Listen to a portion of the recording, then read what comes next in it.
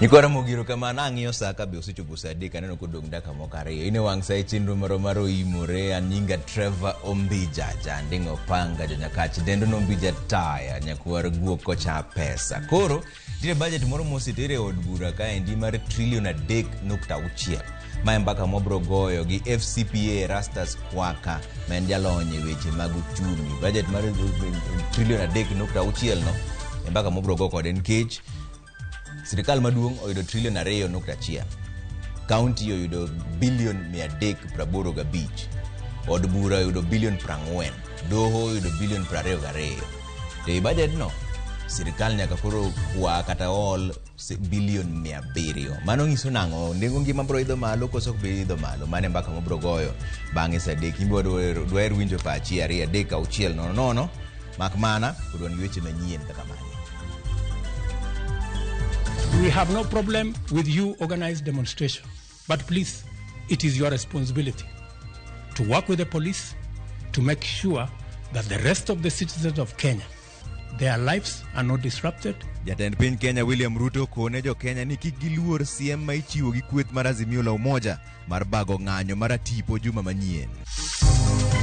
Kuna mtu yetu waliwawa jana kwa upande wa Cheburmo hapa chini. Na alikuwa anatafuta ng'ombe yake. Jonjore ma North Rift medo mana timo monj kata bang' sirikal chaka pedha mager. Monj manyoro ne okelo tho kod lal mar jamni Baringo. Nilikuwa nimekuja hapa kotini lakini nikaona kitu ambacho sijakiona, maana kuna mtu analia mbuzi. Achich moro ne omoro ywak kadiel kane ochop kode doho kitude gi ketho mar nego nyathine.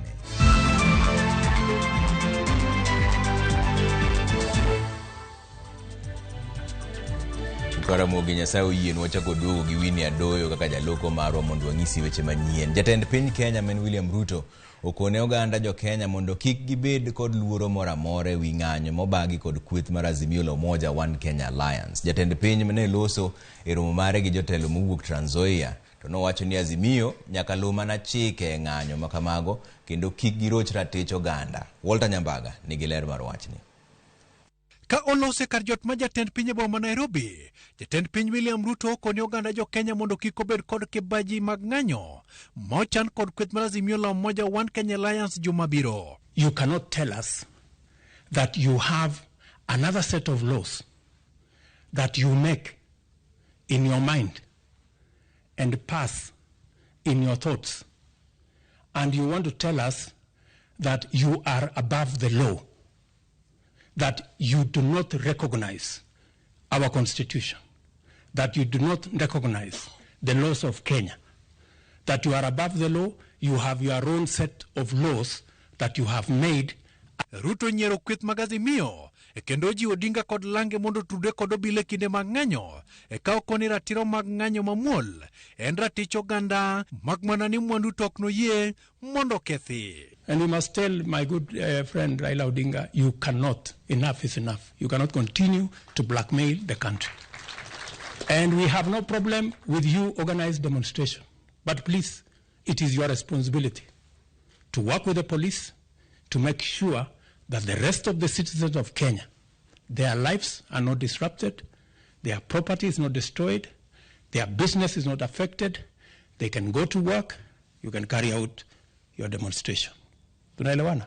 Jatend piny mane oten kod jalupne Rigathi Gachagua, Speaker mar od bura mamalo Moses Wetangula, jatend jotend migepe Musalia Mudavadi, Gavana mar Trans Nzoia George Natembeya, kinde romo kod jotelo mawuok e kaunti mar Trans Nzoia, okoni oonge kod thuolo mag siasa mag pesa boro. You want to tell us that you have your own set of laws that you enforce through ultimatums, demonstrations, that you enforce by force and blackmail, using chaos and violence. It cannot be the case. Jalup jatend piny Rigathi Gachagua opo jotelo moyie tiyo kod Kenya Kwanza kaka nyayo dongruok. Tungetaka kuuliza kaunti yenu pia watu wafanye ukulima, wafanye biashara na waendelee na mambo yao. We will have to work with William Samoei Ruto. Na hiyo ndio ilikuwa earthquake. Hatuwezi kujitenga kutoka kwa serikali. Put sectarian politics on the back burner. Gavana ma Trans Nzoia bende okonigi siro William Ruto maneno ni piny owacho chopo singo mare ne jopiny. Na wakati tunakuja hapa State House, kuna wale ambao wanataka waifanye onekane kwamba ni kitu mbaya, sijui mmepeleka tumbo huko, sijui there is no development in State House, na wale wote ambao wanasema there is no development wanataka kuwa marais wa Kenya. Sasa hiyo wanataka kuwa rais tuwafanye nini? Sisi tumekuja hapa maana tunajua kwamba 85% of our revenue inabaki kwa national government. Walter Nyambaga, Ramogi TV. Kata kamano jotelo kod johera mag Azimio One Kenya Alliance e gwenge ma Kisumo to nodhi nyime kod ng'anyo makwedo tend Kenya Kwanza. Ng'anyo no kata kamano nochwe morocho koda ka romo mane otelne kod jodito mag duol matayo tudruok ma en Communication Authority mar twak ewi ratiro mar jonyiewo kod jotigi mwandu ma pacho kaendi. Millicent Adhiambo miyo ler mathoth. Ng'anyo makamano ochorocho nyaka nyasi mane dhi nyime e kar yweyo ma Jaramogi Oginga Odinga Sports Complex mar gelo odiochieng' rango ratich jonyiewo kod joti kod mwandu. Nyasi mane otelie kod jatatije mar duol matayo tudruok e pacho ka Ezra Chiloba.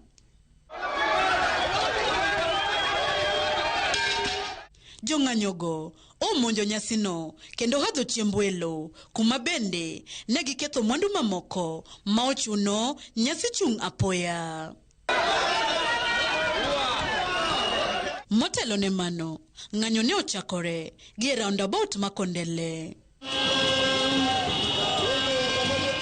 Hotel negi kod jalup gavana ma Kisumu, Laktar Matthew Zowili, kod jaod bura ma Kisumu Central, Joshua Oron, jong'anyogo ne dengo kayuago nengo ngima moidho. Wuodhgi ne ochomo apis kamishona mar kaunti ma Kisumu.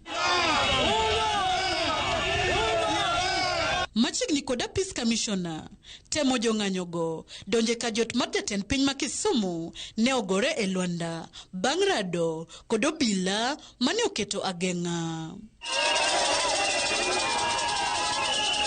Gikone, jong'anyo ne opedho ywak margi e apis kamishona. Wadwa nyiso Kenya mangima ni kawuono wan kaka chieng' mokwongo mwadwa nyiso jopiny ni maduong' biro wuok tich Nairobi.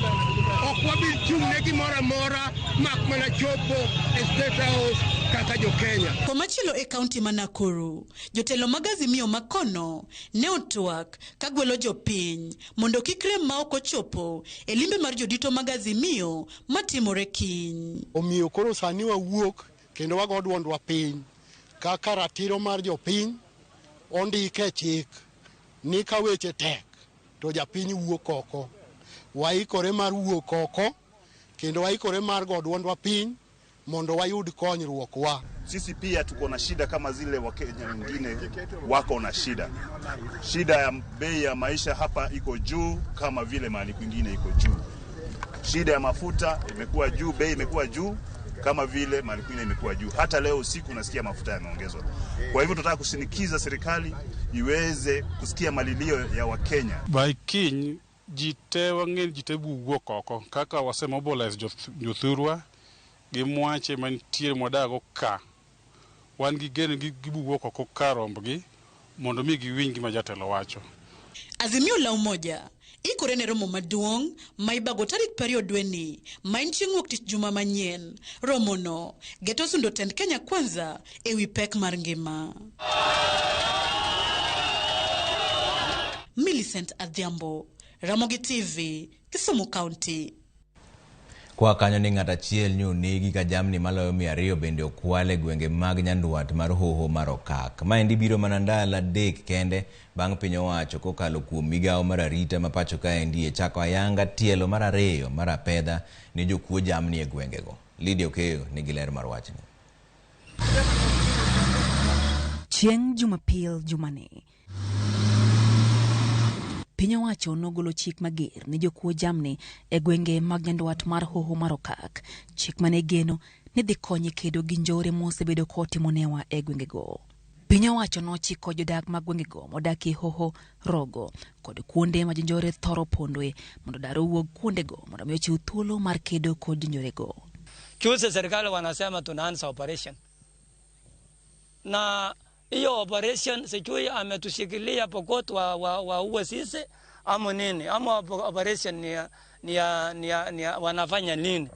Tunasikia tu operation iko, lakini sijui hiyo operation iliundiwa na kufanyiwa nani, na saa hii watu inauliwa kama maumbo hapa. Mnataka watu aishi mpaka lini? Watoto wetu imeisha, mabwana imeisha, ama mbadilisha hao wawisi kuwa jeshi ya Kenya. Ndio kila mtu atoroke achue ya kwamba kuna jeshi hapa. Kata kamano, udhiambo matichario, Jonjore mamande gilwe no monjo gweng makagir e gwenge mag Baringo manyandwat kendo nego jago moro maja higni 44. Bang' nego jago no, jonjore go noduogo kinyi makawuono kendo lal gi jamne 209. Huyo kijana anaitwa Kakuko Kuroro, na jamaa ikawawa tu namna hiyo, na alikuwa anauliza ng'ombe yake. So sisi kama wakaji ya Kagir ama sublocation eneo yote tunasikia uchungu sana. Hebu angalia pale watoto wa shule. Kama inawezekana hata mtu hurumie tu kwa ajili ya watoto. Kwa sababu hatuna mahali pa kuweka. Kama hao watoto ingestahili kumeswa, tungemesa na kutoroka. Jago no chwad magina nyadinoya gijonjore go mabange no lal kochomo sub county Matiati. Sijui watu wakaji ya Kagir atakaje, kwa sababu tumesikia amebom a group kwa kichaka hii. Nyinyi kujeni kweli wachemeni serikali. Kujeni kweli, kama nataka kwa watu yako, iko sheria nasema na maana hii. Linda mtu na mali yako na mali yake. Sasa kama iko right wapi kweli kuwa mtu na mali yake, mtu uliwe chukua mali yako, hasa iko right wapi kweli wa Kenya? Okinyi makawuono, jonjore gono chako monjo gweng machemoro ng'ion, Baringo South, kendo lal gi jamne makwangi okong'e. Serikali, sikieni sauti yetu. Sikieni mali yetu. Tumelia kutosha. Tumelia mpaka maji ya tiriri hakuna kwa hii. Na wamama wanyongwe ambaye hata ujui kutoka leo saa hii Jumatano tarehe 15. Sijui watu wakaji ya Kagir atakaje. Jodak egwengego koronegi midhiero kapenyo mathoth medo nyuolore ewi tim njore go ahinya te seche makora pedha dhi mbele egwengego kama lingling bende lieko ni kata mayatan migao mararita mapachoka Kithure Kindiki bende podogo tache egwengego. Tulikuwa nafikiri hii serikali yetu ya Ruto angetusaidia ili tukae tupata amani, tukae kama watu wengine.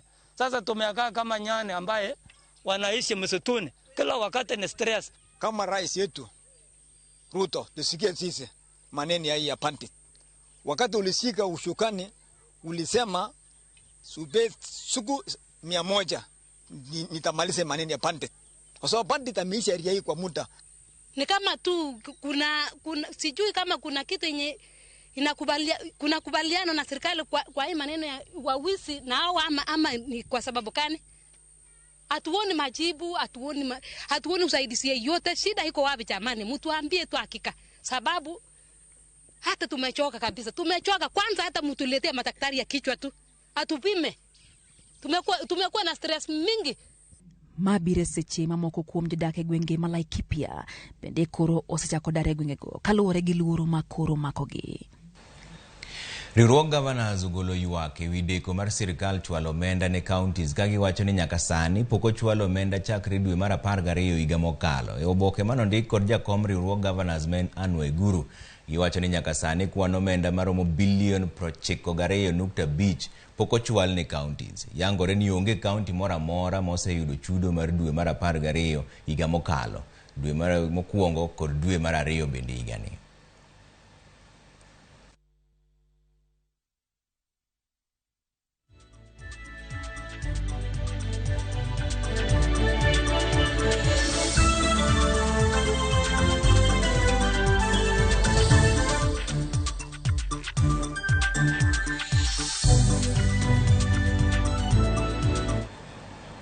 To mae momiyo Governors koro golo ywak ne deko mar omenda ma ichwalo negi mosemiyo koro gisiko mana ka gikawo hola mag bengi mondo mi gitago do counties goendo. E romo mar Governors mag counties ma oluoro nam Lolwe Elreb, Governor ma Kisii Simbarati kod Migori Ochila Yako ywak ni tend counties kidek podho ka sirikal mamalo ok owuok oko mar konyogi. Romo mar 11 mar Elreb dhi nyime county ma Migori.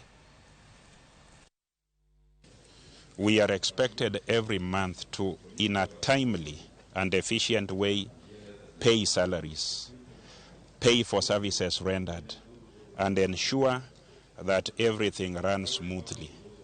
I want to confess that with this kind of behavior by the National Treasury, it appears that they do not wish counties well, they do not wish that Kenyans are served in the quality and quantities that they deserve to be served. As I speak today, we are grappling with the challenges of providing affordable and quality health care. The common citizen is awaiting, and many people, they don't know that money has not been released. Is that the governors, they're not doing anything.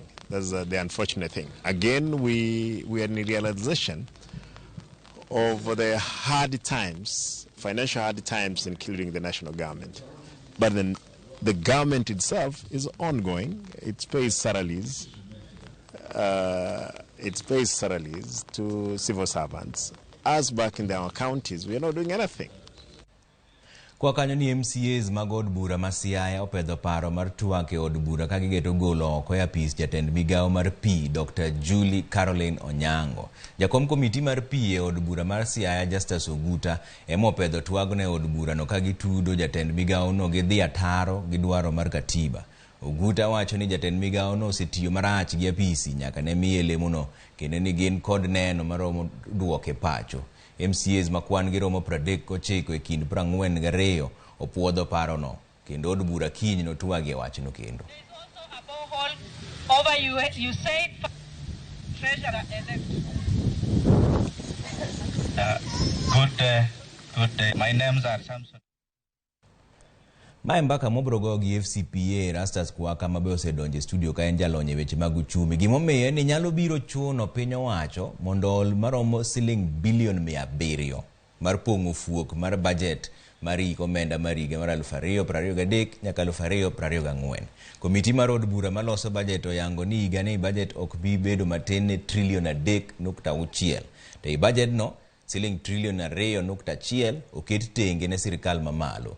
Jod bura bende omedi maromo siling bilion 9 e wi pok mar omenda ma oketi ne CDF kendo chwal pok maromo makamano nyaka siling bilion 53. Agulu mar ngaf oketi ne silings bilion 44 ka bad migawo mar doho oketi ne bilion 22.9. Jod bura oketo budget maromo bilion 385 ne tend counties ka bilion 4.5 to ketne nyiewo mwandu mag osiptende.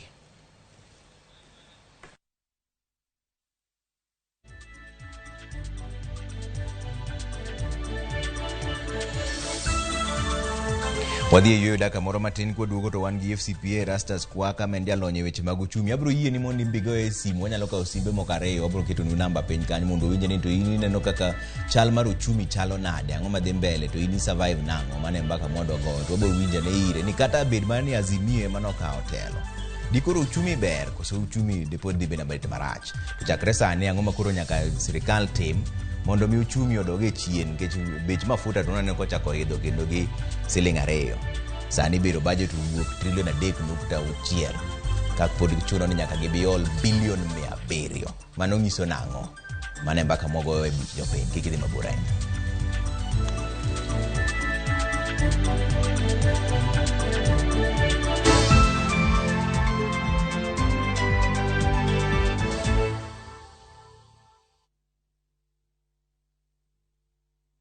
Weche manyien muoch pile ka pile kumora mora kendo samora mora. Anyalo rito mondo anene kata asome kata anyalo bedo e kind joma kele gi simba mar smartphone. Citizen Digital en reporter mar jopiny seche mantie wach motuch maparo ni nyalo moro oganda ama kutipo kendo akete mbui kaeto arito oken kayiem.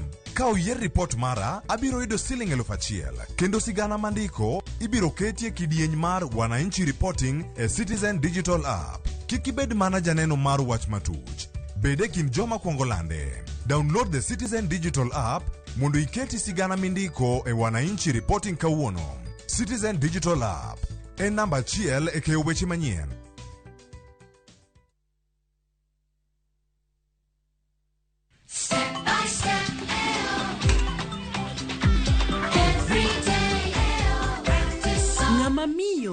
Ng'eyo ber mar tim makare kaka math mokinyi manigi ndhadhu kendo milimili kod blue band pile ka pile opong'e gi omega 3 kod omega 6 gi teko madwarore. Math mokinyi gi blue band, dongruok mag-gi makare pile ka pile.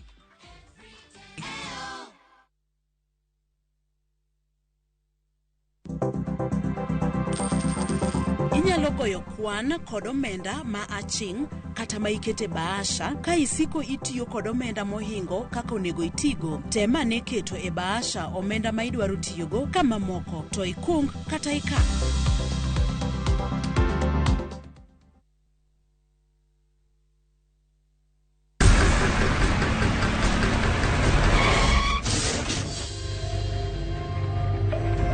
Pole sana madam. Usijali.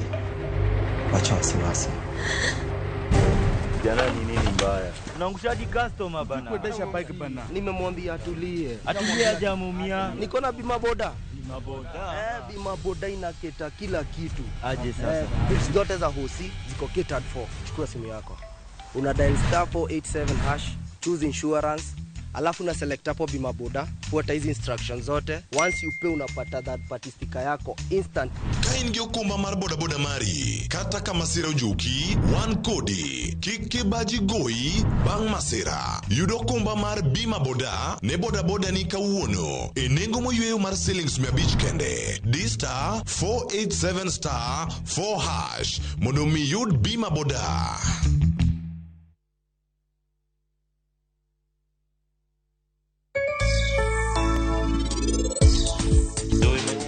Ni ang'omiyo ne weyo tij kompyuta duogo loso nyiri. Ineno tij kompyuta kaka timo kono beni we. Kapo ni idwa mondo biano bed mangima tapki, muge dalani mondo idhi.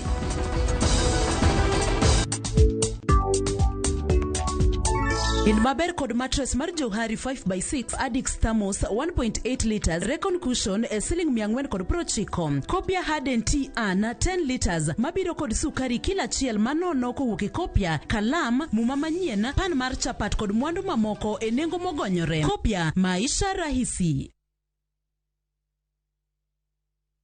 Kenyans are winning big on ShopBakey.com. Bet on these games now and enjoy highly boosted odds. Not for persons under the age of 18. Betting can be addictive. Play responsibly. ShopBakey.com is authorized and regulated by the BCLB. License number 416. ShopBakey.com.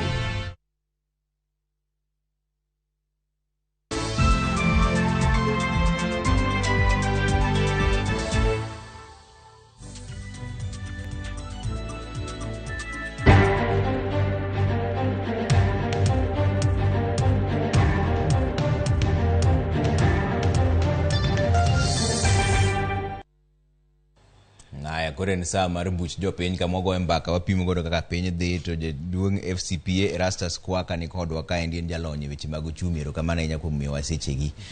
Jaduong' Erastus ngini koro wach moro aneno ka wuok ka budget policy osewuok mar $3.6 trillion. E budget ni chuno ni nyaka sirikal koro kwa kata all billion 700. Ma ngiso nango nengo piny nengo ngima dhi dok piny koso dhi idho malo ka koro sirikal ma pod ni nyaka many mana gowi monde ka gitago budget. Ok nyis ni nengo dhi malo lakini nyalo dhi. Nikech ng'eni sama sirikal olo pesa mang'eny kawuok kuom bengi kata ka gigolo kuom johala kata ka gigolo pinje maoko, pesa no pod nyaka duoke.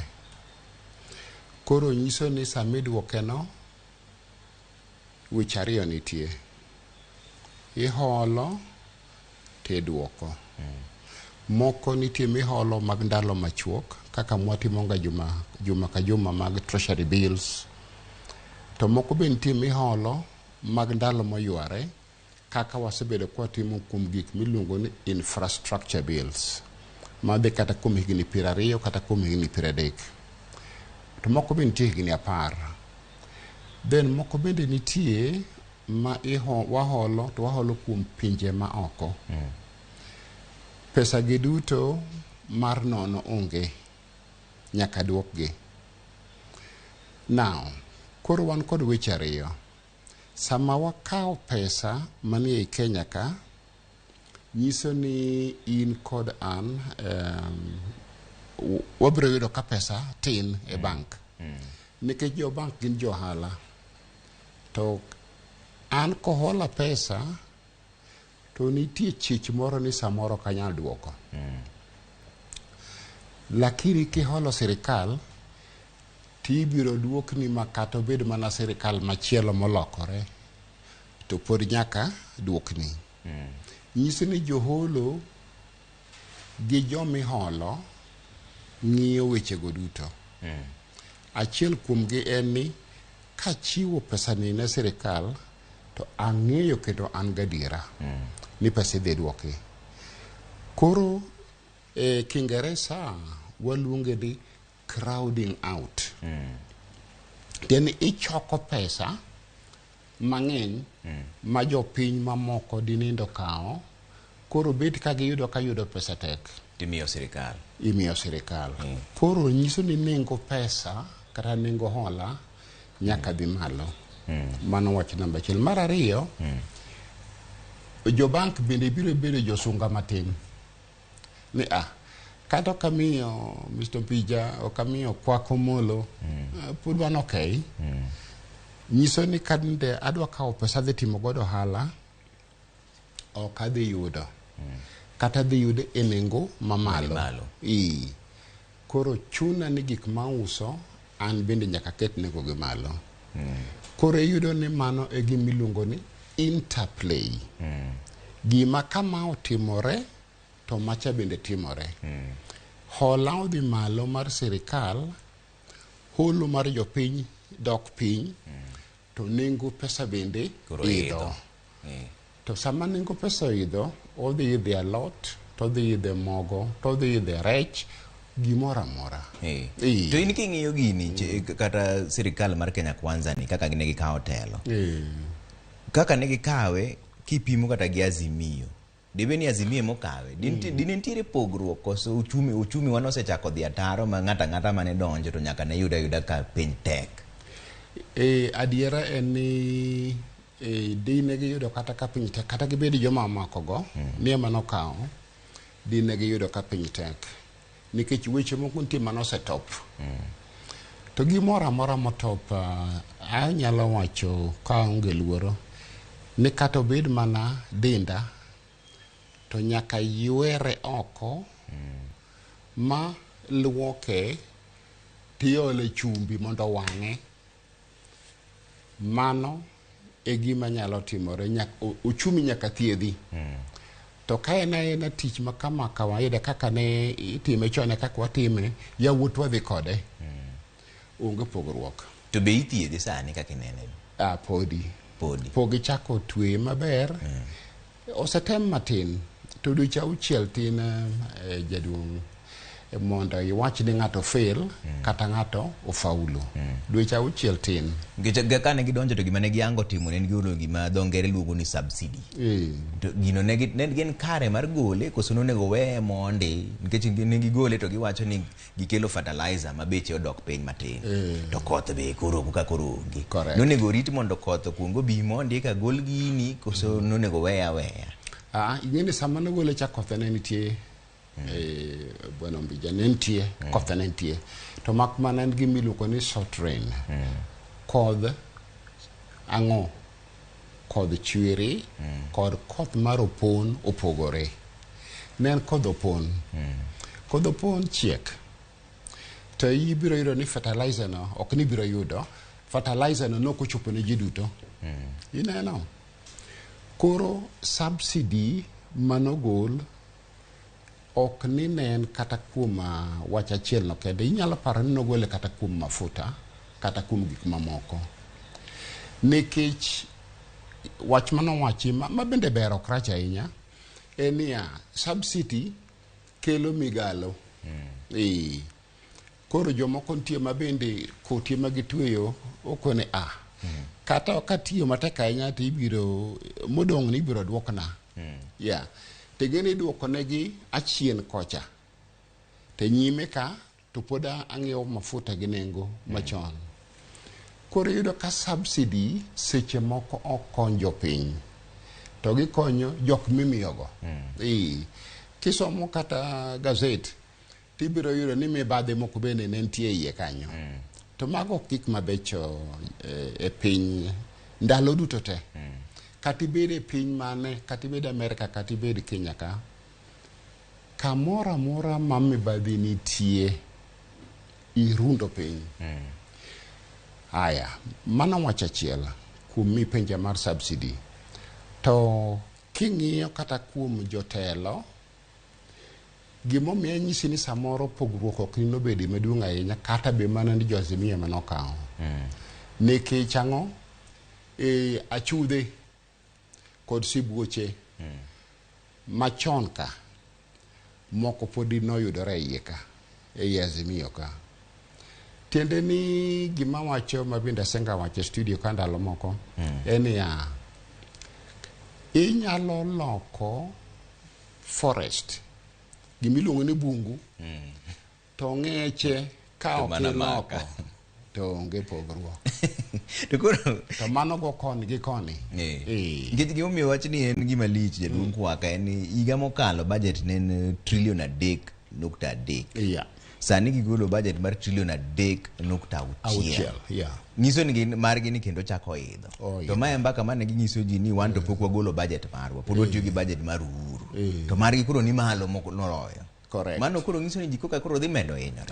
Mano onge wach nikech ing'e ni budget figures mag budget amor ni ani e kuonde moko en gima osebedo planned chon higni machien ni kochopo higa makama to wadwa chopo kiwango ni.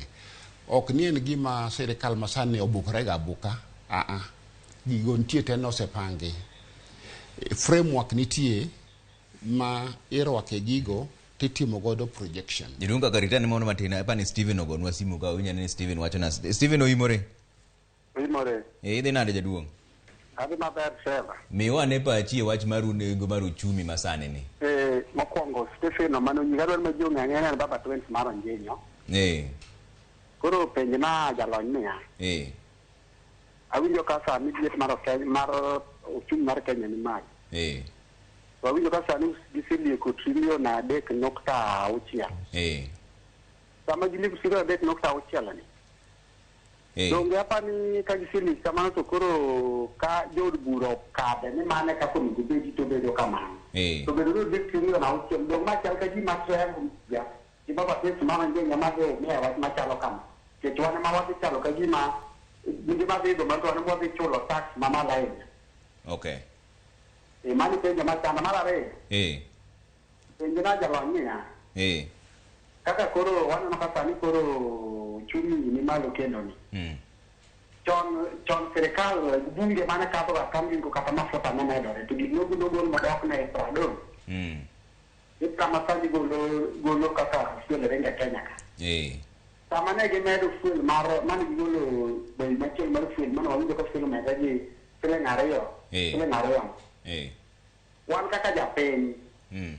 Doka bebe nyoenda lugo mapeni kitu wanga ni ka chok bi machel bi chaji gono kendo bigini kendo bigini machia. Kai konyo na ngudu bi baba kese ya wange ma. Emane machanda. Ero kamano. Wonya ne jala nyocha na. Openyo mokwonge wach mar tax kaso wach mar beach fuel ma idho. Petrol idho tok okay Kenya kende. Petrol idho awach ni pinje duto lakini opogore kuom piny ka piny. To sani kanyo dongo gi siling 2 ok nyis ni bang' dweche 2 kata bang' dweche 3 ok onya dok piny. En mana ni seche moko nitie wach miluongo ni ich lach mano nego ng'ato. Seche moko ka dhano okogo koko mowacho ni apana mano ng'eny ahinya. Wakawa ne simu gi kaso waduok penjo go dichiel ke Elizabeth gocho nwa ko ae ne gunja. Elizabeth OIMORE. Mano simu no ng'adore matin wadaleo matin. Ipimu no wach mar fuel. Koro en mana ich lach ema seche moko chendo. To chutho onego bed gima dhi malo kendo duogo piny, tok ni osiko idha nyaka nene. Mano kamano nikech kata nengo mag mafuta no oko kuonde magi ae kaka Saudi Arabia, United Arab Emirates masani bende wachore ni wada wuoyo godo mondo obed kamiyo wamo. Nengo kuno ok siki ni osiko donga. Ndalo moko timo dok piny ma nyaka jogo bende ywagi. Emomiyo mano bende onego nere e thurwa ka. Okay. We return to Bernard wuok ahero gonwa simu. Bernard oimore. Oimore Bernard? Oimore. Idhi nade jaduong'? Adhi maber. Erokamano. Duok sauti mar TV ni piny mondo kwa winjre maler. Imiwane pachi wach mar nengo mar uchumi. Atemo wacho niya. Yes. Penj na jalony niya. Bedi ni Azimio ema nokawo loch. To sani be koro piny chalo nade? Sawa. Erokamano. Mane piny mar Bernard Makende debe ni Azimio mokawo loch. Dine piny chalo nade. Lakini kuongo tiek na gi wach mar fuel mano penji gi Steven kaso gi wach mar tax. Ka budget ni dhi chuno ni koro nyaka med tax. Omedo osuru, right. Yeah. Mar fuel benda pana tieka. Ni kamano e kako nego bed kodhi kiwacho adiera. Oidho to dok piny. Oidho to dok piny. Mane gima nego timre. Wangi anena dweche auchiel mabiro level ma mafuta dhi betie. Mak mana gik moko nitie sani matimore e piny ma Kenya onge kod loch e wigi kaka lweny mantie Russia kod Ukraine. Kod kaka piny chalo nikech ka piny obedo kod tang' tibiro yudo ka pinje madongo kaka Amerika biro ng'iewo petrol mang'eny kabisa mondo gikan.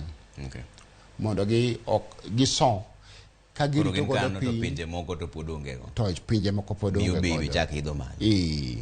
Nyiso ni giyieng' koro ng'iewo mang'eny ka gipimo kaka lweny chalo. Lweny man Russia kod Ukraine kik wakawe mayot. Nikech omedo dongo, to omedo chiek. To ka dipo ni omuoch moingo kama chomo ni, to piny te dhi bedo kod tabu mar mafuta. Mar mafuta. Koro wang'iyane kanyo kind dweche auchiel mabiro aparo ni wabiro neno kido manyiso ni wadhi nyime koso wadok chien. To wach mar osuru. Mar osuru chalo kama. Osuru ka pima gi pacha mar dhano. Kod ng'eyo moro matin mar bende dipo ka ng'eyo matine. Eni osuru dhi dongo. Choko osuru dhi dongo koso jomi juogo osuru dhi dongo nikech mokare mopogore dhi juogo ji saidi juogo nyaka medre matin. To nitie paro moko mang'eny mabecho kako nego ng'inje mondo kik obed ni ka an ng'at machamo milion 10 to ng'at machielo be chamo milion 20 juogu machal. Kik juogu machal. Mago paro mabecho kricho. Tiende ni ng'ato nyalo yudo pesa moromo chiemo gi dak gi riembo mtoka kod chulo fees. To ng'at ma bende yudo mojuogore malichni Trevor yudo milion 20 dongi imedie matini bende mondo ikony piny. Mago paro maricho. To yen kuom kuoth mwawinjo kagi kacha mano nyalo betie. To gimomiyo sirikal ok nyal medo osuru malach ahinya. Onge sirikal e piny mangima madiher mondo nyinge bed marach kuom jopiny. Emomiyo kata gintie gik ma inyalo losi matin mondo Amerika kendo Amerika ok nyal bedo mamalo ahinya nikech sirikal ok diher mondo bed kod nying marach. Mar ariyo, choko osuru. Chandruok mosebedo godo en choko by the way oken osuru yenyewe ni rates mago kata ne piny choko choko sobedo marach kendo kata studio ka bende asewacho kata kocha bende asewacho mano ndalo mokalogo ni kuonde moko kod buche mag oyieyo nodwa bedo mang'eny ma pesa madino donjo ne piny kalo to kuom duto ijuoge to lal nono ijuoge to baro odonjo fuke jomoko kendo bugni moko kata mag gik mopogore opogore to kodonji agulu ma waduto wadwa chiemene mano VAT en gima wasewacho an member mar ISPAC Tax Committee Public Finance Committee wasewacho kendo gi dholuo ka bende asewuoyo wachno namba 2 dho wath Mombasa kod dhowedhe mamoko ma mwandu donjo godo monego chuli osuru gik mang'eny kata maseche moko neno ka ilawo jopiny ni un kod gik ma fake tiriembo uti mayo uti imako question kata penjo mathin moro mar ng'amo fuo ok ng'ama riek ahinya gigo noluwo kanye ka donje Kenya nitie mibadhi moro magichupo ka gidonjo okay kakoro otieko to penjo moro be Bernard bo penjo ka endie ni debe ni Azimio mokawo telo sani ro koro gichako ng'anyo ndire penjo ariyo kende misato koro mayo wawang'wa debe ni Azimio mokawo telo dikoro chumi berberi to ng'anyo makoro bag sani ni nyalo miyo sirikal duoko nengo mar ngima piny koso mato mana koko masani en koko masani mak mana gima jopiny nyaka ng'i maber en ni ng'anyo nitie South Africa kendo Kenya, Sierra Leone, Nigeria, Tunisia bende dwa timore. Koro gigi nyaka jing'i maber nikech ka koko nitie piny dongruok onge. It doesn't matter ng'ama ni telo. Ka koko ng'eny dongruok onge. Koro ng'ato penjo, jahero no penjo kadine bedi ni Azimio manokawo. Ok apar ni pogruok di koro nitie maduong'. Nikech weche ma ji wacho sama gi campaign, awach ni adiera, inyalo wacho anything. Inyalo wacho gimoro amora ma chunyi paro. To kochopo saa timo, tiyudo ka kara adiera opogore kod dhok mawuoyo. Legi malep wacho ichalo jathum. Alemo anditi mawer to ok nyisi ni mane adiera. Okay. Ero kamar jaduong' Rastas. Mana FCPA Rastas kwa kasa ngisi ni saya matin lakini selero no wach ni maler wabiro winjo kaka od bura brodhe kendo kaka ng'anyo bende brodhe. Kamana inyo komiwa sechigi. Thank you. Mane bush jopiny wakawo deka moko matin wayueyo koduogo to pod wan weche manyien mang'eny mobiro kelo iri kanya ka weche meg ohala gi weche meg tuke bende gibende mabor ahinya.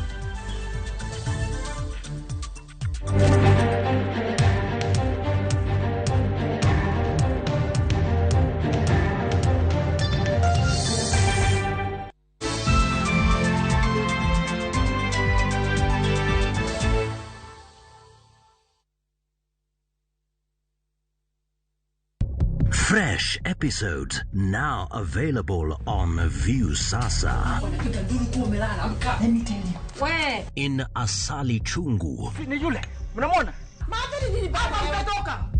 Kagure will do anything to be in charge of her new home. Your wish is my command. There is so much entertainment on View Sasa.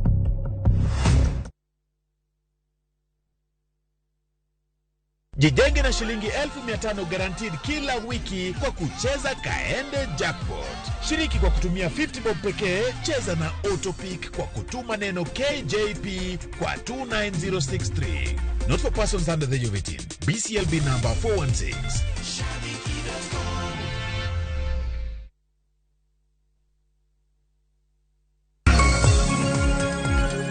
Ramogi chenro mar rupiny biro ni pile ka pile wuok tich nyaka tich abich chakre sa 12 nyaka sa 5 onyango. Kama wakelo ni weche manyien kod nonro mar gazet. Wakelonu twak mong'ith, twak magero ganda. Chakre rupiny, wakelonu jolony ka warango chal mar piny Kenya. Kaeto wadonjo nyaka chenro mar mbaka oromo. Ei mbakano, watude kod reporters magwa e kor gwenge, e counties mopogore opogore ka gimiyowa weche matuch. Magi duto inyalo yudo achiel kachiel e mbui magwa mag Facebook, Twitter kod YouTube. Tudri kodwa an Sharon Ong'ao. An Cleophas Oluoch. Kachiel kod an Joyce Oduor. Machiegni nikech ma en rupiny.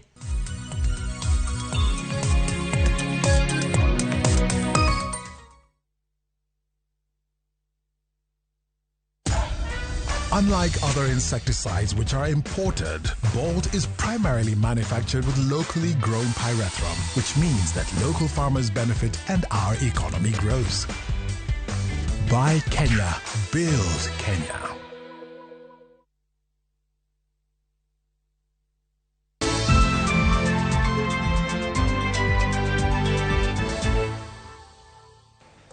Erokamano kuom keto Ramogi TV ka wadhi ane mbele gi weche manyien. Doho mar Kibera oweyo thuolo gi Rambuna chije mitudo gi kuo mar mula.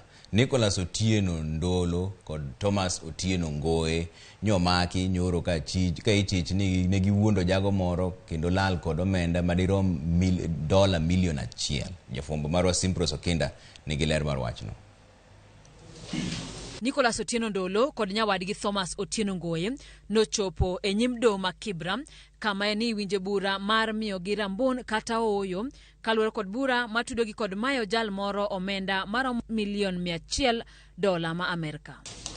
But essentially, kaluwore kod obok mag doho, ng'ama omako bura ma en japiny ma oko wacho ni ne onyise ni Ndolo en jaohand mula. Tok ng'eruok ne giwinjre ni janyiewo ni biro nyiewo mula kilo 300 kuom $100 ma Amerika 401 kilo ka kilo ka omenda duto neno go chopi $123,000,000.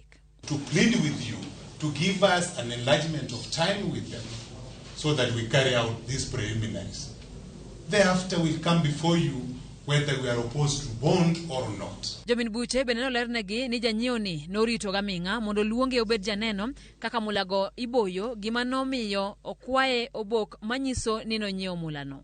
Gikae ma janyiewo ni nofwenyo ni mogo kuom obok kaka mago mag customs mane ochiwne tarik 8 dwe mar 3 ne ok ni kare. Kane omak Thomas ma en achiel kuom achijego liekore no yude gi bunde ma obila paro ni notigo e kuo machal kamano. Has never been armed, does not own a firearm, has never owned one, and was not found one. To continue holding the first respondent in a bid to conduct any further search will be useless. There is nothing new they find that they've not already found. Your Honor, further to that, the first respondent, on learning that he was being sought for, presented himself to the DCI headquarters. Jang'ad bura maduong' Charles Mwaniki kane wegi thuolo owacho ni onge gima nyalo chuno gi geng'one achijego kuom thuolo mar ndalo 14. And those grounds can only be sufficient if the police, through proper investigations, have prima facie evidence which can enable such a person to be charged with a disclosed offense. Odong mane doho kanyo ni miyo moro ywak kadiel e nyim doho ma Machakos kuma ne onego some bura matude gi nek mar nyare ma jahigni 2. Miyo no ne omoro ywak kapok bura ochakore kendo nochuno jang'ad bura mondo miye thuolo mar dhi yudo thieth. Jafwambo marwa Judith Omondi miyo ler mar wachni. E laro mar doho ma Machakos, miyo ma hike ni e diere ma oyang kaka Mary Mukulu ywak kadiel. Ywak mane omiyo galamoro ochokore oko mar doho no mar neno gino madhi nyime. Ningekuwa nimekuja hapa kotini, lakini nikaona kitu ambacho sijakiona, maana kuna mtu analia mbuzi. Sasa ni maajabu manake vya kusikia kwamba watu ubadilishwa wakaanza kufanya namna hiyo.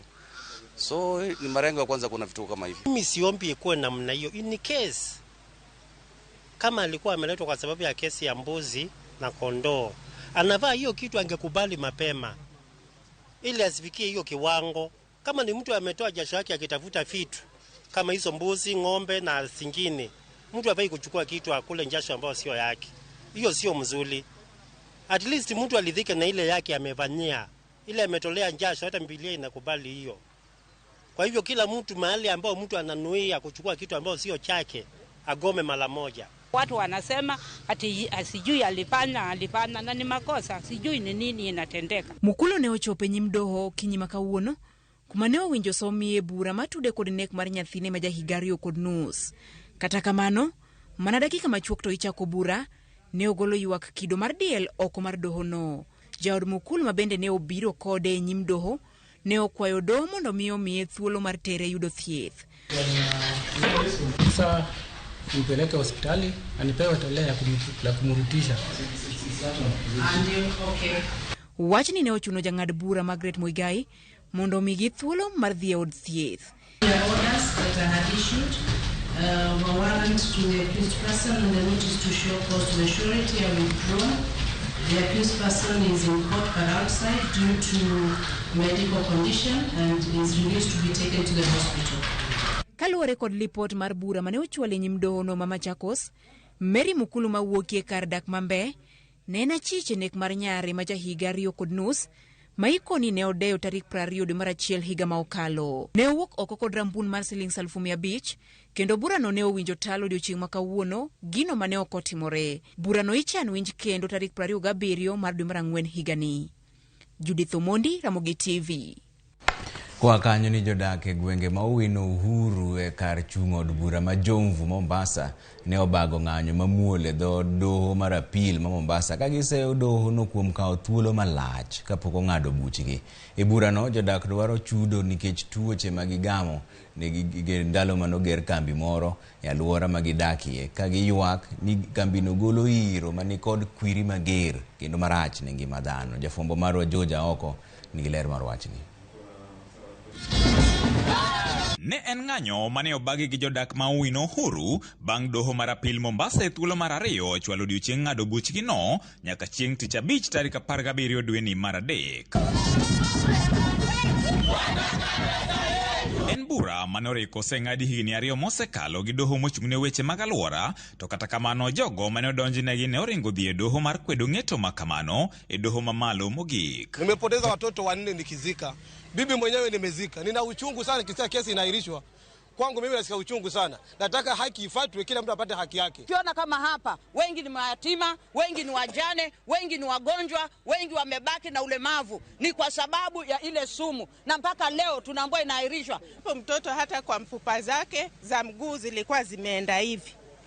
Imenigharimu sana ili akandwe hizo mguu azija kuwa sawa paka hii leo. Kata bang' chwalo burano e doho higa 2016 gikoni en midhiero ni oganda mathoth osewito ngimagi kaluwore gi tuoche mane gigamo nikech kwirino, to nyaka sani burano pok orumo. Judges wa Kenya mnatuudhi na mnazidi kutuudhi. Kesi za ushoga mnajua kupitisha, lakini ya Uhuru inachukua miaka 14 tukingangana nayo. But judges, you are letting us down. Imechukua miaka 2 apili kesi wanaipostpone wakipostpone. Ingekuwa ni kesi ya matajiri wangekuwa shapata ridhaa mara moja. Tuangalie lapset, watu wamelipwa. Kuna wanawake ambao wombs zao zimetolewa, hawawezi kuzaa.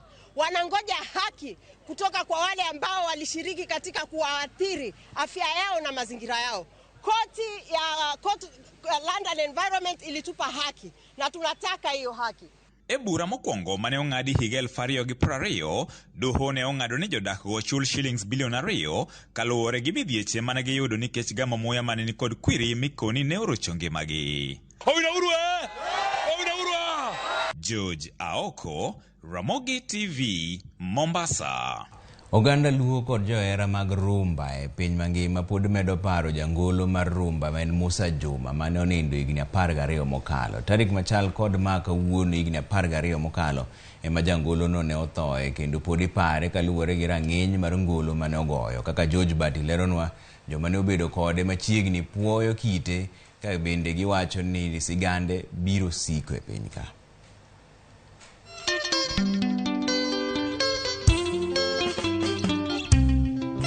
Higni 12 nyaka ne magoro lal kode, piny pod paro wuod Luo mane waya winjo koke, ka duonde bende momo gode kod aore gi puonj manimba. Musa Juma.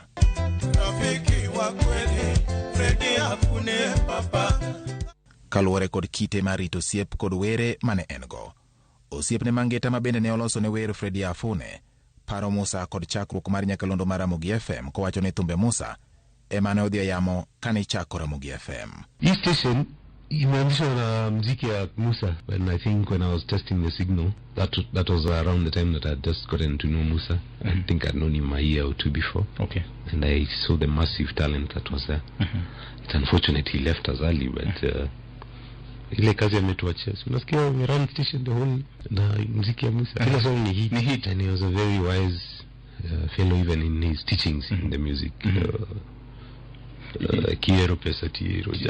So after that, I'm the first guy to take Musa to Carnival. Ramogi naita kwanza.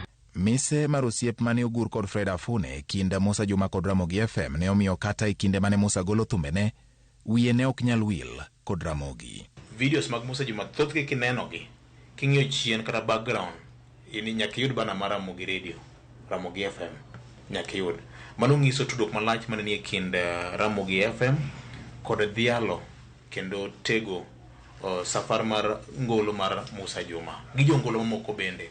Koro kinde makawuono wadhialo nyasi makawuono mar higni 12 mar Musa Juma, Ramogi Radio noketo mise motegno ne piny ngima mondo ng'e ni to wuodlo man gi talanta malichni en ng'a. Kata bang' thone, Ramogi FM pod medo nyayo ling'any mag sigand Musa Juma ka okalo e keto it jopiny thumbe mane Musa goyo ma bende miyo chunygi pod bedo gi mor gi ilo nyaka tinende ni. Kaka rapar makawuono ni wakawo odiochieng' mangima ni e yamo thoth ngolo mag Musa Juma chiegni 80% ewi 100 ema wagoyo kaka rapar makende.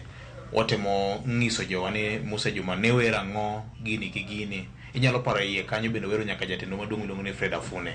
Mano ng'isi tudruok malach mar Ramogi FM nego gi Musa Juma gi familia mare. Achiel kuom jothum mane ong'eyo Musa Juma motelo kata mane kinde band mar Limpopo International Sunday Aseda wacho ni okach bigi ema nomiyo Musa mijing'o mar chopo lekne kaka jathum. Kaka Musa noneno ka okach ose mak piny kamano gi thumbe, en bende nodhi adhiya mbele to gi temo kuma onyalo gocho compositions mare no. Koyudo in talented, in sharp, maber kaka onyalore, alikuwa anakupenda zaidi.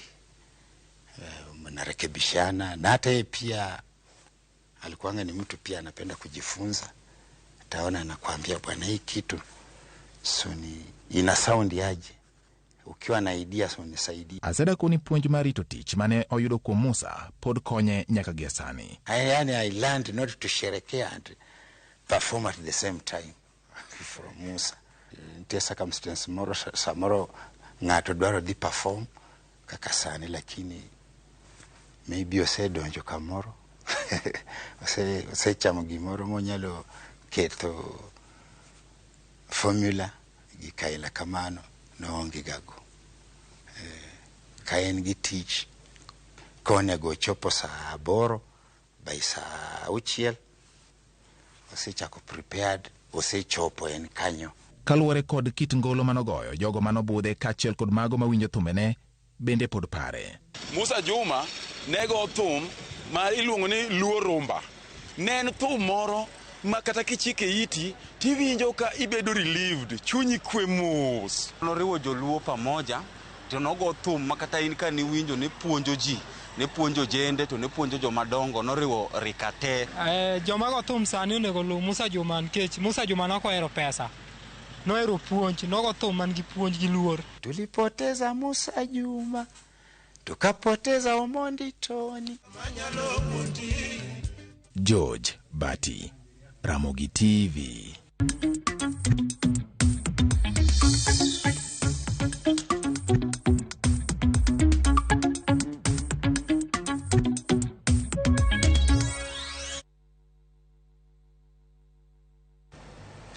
Yore mag rito kendo tiyo makare kod mwandu mag nam ne omi pek e twak ma odiochieng' mar 2 mar romo mar LREB ma okelo kanyakla 10 counties ma oluoro nam Lolwe. Jafwambo marwa George Juma nigi ler mar wachni ka en e kaunti ma Migori.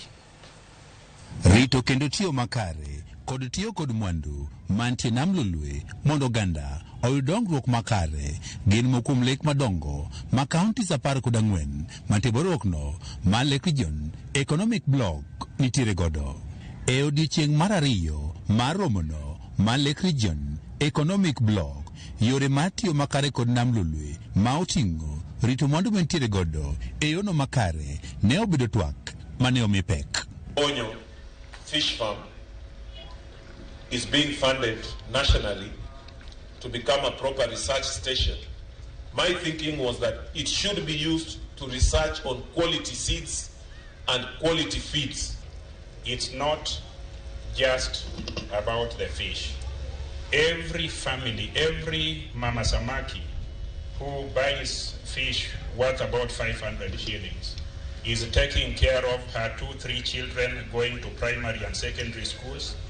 She is also taking care of other members of the family who depend on her. Moko kuom gigo iko ma counties 14 gi pango timo en keto kenge makare marito ler manam lulwe. Change of exploitation and pollution and the physical degradation and destruction of land and of course water habitats are all real threats to the integrity and resilience of lake ecosystems. If we get into the misfortune of having adequate stocks, I can assure you that level of unemployment and destitution cannot be dealt with. E seche ma counties gi chano bero pith mar rech, ywak maduong' en nengo mamalo mar nyithind rech kaachiel kod chiemb rech e piny Kenya. Because the biggest challenge is seed, quality seed, and then feed, and then extension services. We have just recently commissioned a feed mill in Naivasha. And the reason we commissioned this animal feed mill in Naivasha is because we are not able to get cheap, reliable energy here in our counties. A lot of sensitization and education needs to happen for people to appreciate fish as a source of protein, and even as we're talking about food security and nutrition security. And most farmers want to go into fish farming, but to get fingerlings is a problem. So that's an area where we need, as a region, to figure out how do we work with the private sector. E kinde romo ni madhi nyime, bende ne yangore, irwogni ma Lake Region Economic Block bende dhi nyime kod keto winjruok kod kambino mawuok e piny ma China ma ong'ere kaka Procon Entech mar gero reru matudo counties 14 mondo koro ber wechego mag wuoth kaachiel kod keto teko ma igolo kawuok kuom chieng'. And this inter-county railway network, what we are proposing, if it is can be realized, and in a span of in a length of approximately 695 kilometers, that is about 700 kilometers of inter-county railway network, if it is realized, then the development in these counties, in this lake region, even God cannot even stop. Odiechieng' ma kiny romo ni koro rumo, kabende igeno ni counties mopogore opogore dhi keto kokgi e winjruok kod joket mwandu ma opogore opogore. George Juma, Ramogi TV, Migori. Medruok e nengo mar modhi nyamburko kod Sh2 lita ka lita koro medo pek mar ngima ne johala matiyo kod mwanduno. Kaka ripota marwa Edwin Okoth leronwa, medruok e nengo mar petrol kelo pek ne oganda duto kendo yore mopogore opogore. E nengo mag modhi nyamburko madhi tiyo nyaka tarik 15 dwe mar Ang'wen, piny owacho ne omedo nengo mar petrol kod Sh2 lita ka lita.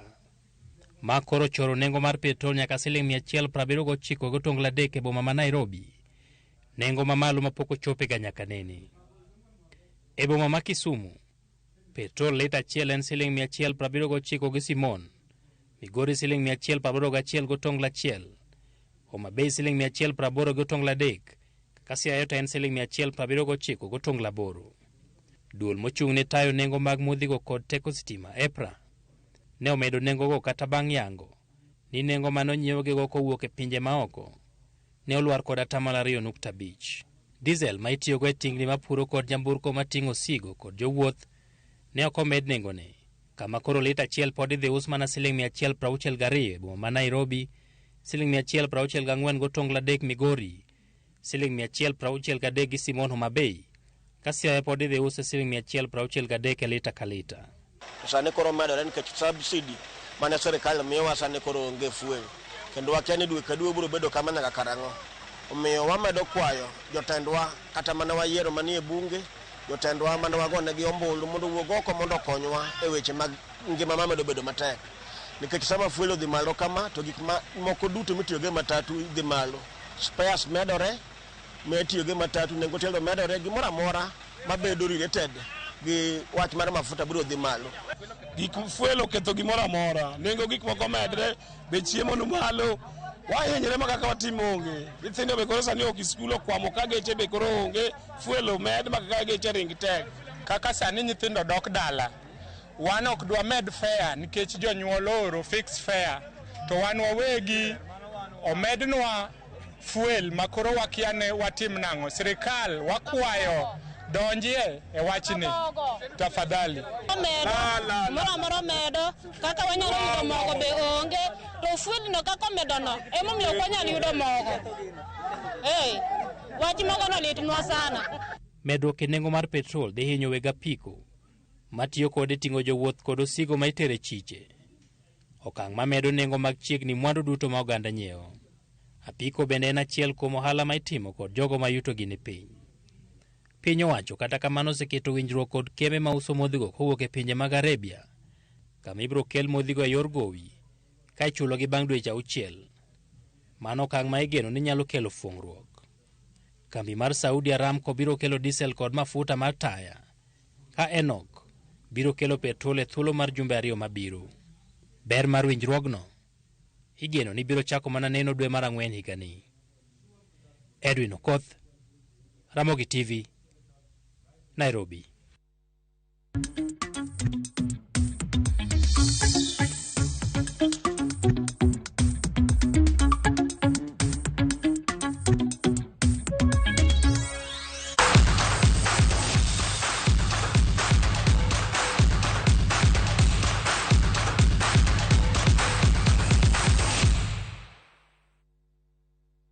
Odonjore weche mag tuke ni bang' bedo oko e tuke mag adhula nikech kum mane ochiw gi riwruok mar FIFA. Tim mar Harambee Stars biro tugo tuge mokwongo mar osiep e kindgi gi tim mar Iran tarik 28 dweni e boma ma Tehran. Kocha mar Harambee Stars Injin Firat ogwelo jotugo mabiro chako tim ikruok tarik 17 kendo gibiro wuok pacho ka endi tarik 26. Patrick Matasi matugo ne club mar Police, Ian Otieno matugo ne Zesco e piny Zambia gin moko kuom jotugo mogwel. Joseph Okumu magoche e piny mar Belgium, Brian Mandela matugo Afrika ma Milambo, Eric Ouma matugo Sweden, Daniel Anyemba matugo e club mar Viborg piny mar Denmark, Abud Omar matugo ne Kenya Police bendo luongi, Amos Nondi matugo ne Ararat maniam Armenia, Richard Odada matugo e league mar piny Amerika, Alpha Onyango matugo ne Gor Mahia, Kenneth Muguna matugo ne Azam man Tanzania, Teddy Antonio Kumu matugo e piny mar Japan, Hassan Beja matugo ne Nzoia Sugar gin moko kuom jogo diere mogwel gi kochano endo. Benson Omala mosilo ne club mar Kogalo gonde 19 kuom tuke 19 e league maduong' ogwel kaka jaloyo. Omala biro manyo thuolo mar tugo e kinde jotugo mamoko mabendo luongi kama oting'o captain mar Kenya men Michael Olunga, Elvis Rupia matugo ne Police FC, Alfred Shriven e kind moloyo joloyo moko bende.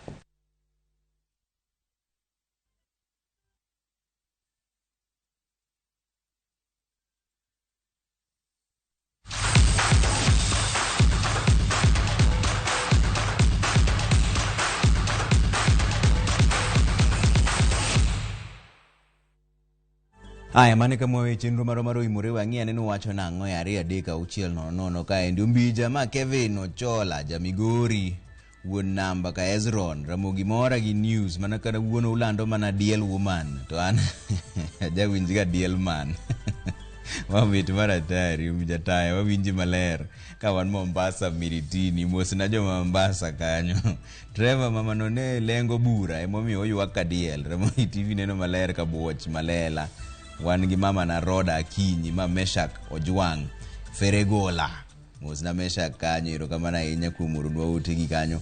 An Odera Pablo mar Kericho Trevor Mosi kanyo wuod Nyakach. Anto kamor kaka jokuoge jamni nego jo Kenya malit. Alafu sirikal be otamore loso uchumi mar Kenya kaendi. Giwere gi wach mar romo mang'eny e State House. Mano konjo piny. Erokamano ahinya. Ramogi TV Trevor ano Ogweno Elias. Awuoro kayo nyako moro ywak kadiel. Mamiyo jang'ad bura chiwo thuolo achich mondo odhi e hospital. Erokamano ahinya. Ramogi ma Hassan Alphonse from Kapio. Amor karwako higni 20 mbija chwadna wer mar happy birthday kanyo mera wanana kia wer.